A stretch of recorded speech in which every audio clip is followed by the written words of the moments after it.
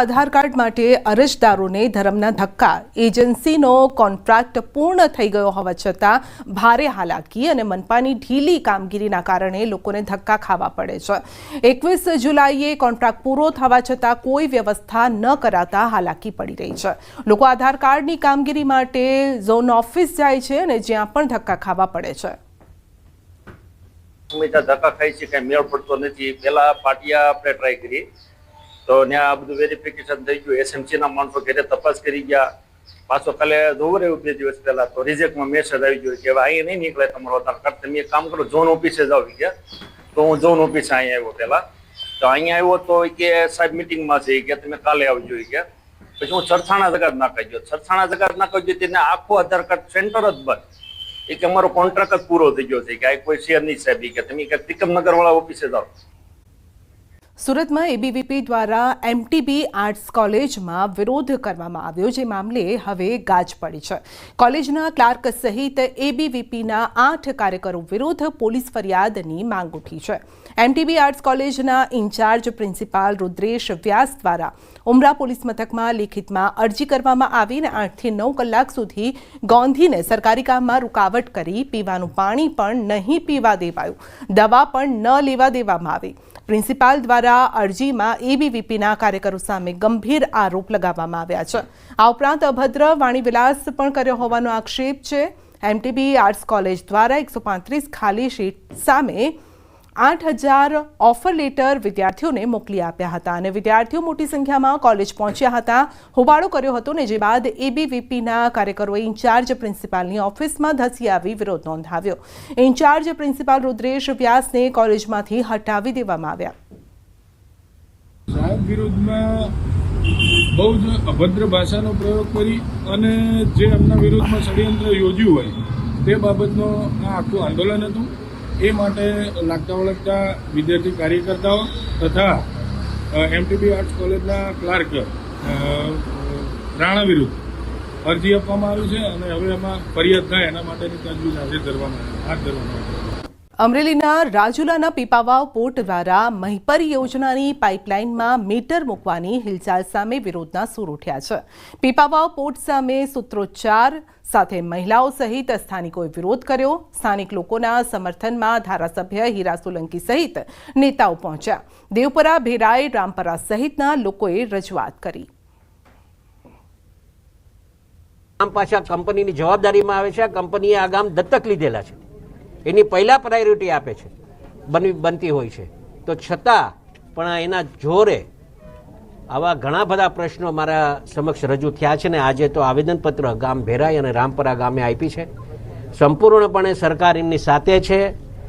આવી રીતે કોઈ જબરજસ્તી કરશે નહીં. જ્યાં સુધી પાણીની સુવિધા આ લોકોને પૂરી ન પડે ત્યાં સુધી આ લાઈન જેમ ચાલુ છે એમ ચાલુ રહેશે. ચાલુ દૂધના 5 પગારો એમને રોકી રાખેલા છે અને હાલ 9.95% વધારો આવેલો છે. એમાંથી અમને 6.26% ચૂકવવા કહે છે. જો આ વધારો અમને સાબર ડેરીથી જે ચૂકવવામાં આવેલો છે એ ના મળે તો અમે આગળ આંદોલન કરીશું. અમારે ગઈ સાલ બધી ડેરીઓમાં 18% જેટલું આપ્યું, ત્યારે અહીં 13% ચૂક્યું અને એ વધારે હું આપું છું કરી ના આપે આ લોકો. અને અત્યારે ઘણા સમયથી પોત પગારોમાં રોકી રાખ્યા છે અને આ વર્ષે આ ડેરીનું જે 9.95% આવ્યું એ 6.26 લખે ચૂકવે છે. જે સાબર ડેરીએ 9.60 ચૂકવેલું ભાવ વધારો, એ ભાવ વધારોમાંથી અમારે જે એચડીએફસી બેંકની લોન ધિરાણ કરેલી હતી એમના કપાતમાં 1,56,000 કપાઈ ગયા છે અને બાકી ગ્રાહકો દૂધ ભરાવતા નથી. જે લોન લીધેલી છે તે વસૂલાત આપતી નથી, એમાં 5 પગાર રોકાઈ રહ્યા છે. વડોદરા ભરૂચ જતા નેશનલ હાઈવે 48 પર ઠેર ઠેર ખાડાનું રાજ છે અને વાઘોડિયાથી કપુરાઈ જતા હાઈવે પર ડામર ધોવાઈ ગયો છે. ખડાઓનું સામ્રાજ્ય છવાયું છે અને પસાર થતા વાહન ચાલકોને અકસ્માતનો ભય સતાવી રહ્યો છે. વાહન ચાલકોનું કહેવું છે કે આટલો મસમોટો ટોલ ટેક્સ ચૂકવ્યા બાદ પણ તેમને સારા રોડ રસ્તા નથી મળી રહ્યા.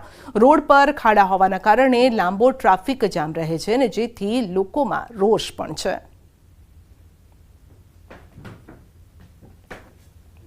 ज़्यादा परेशानी है सर, रोड कोई नहीं देखता है।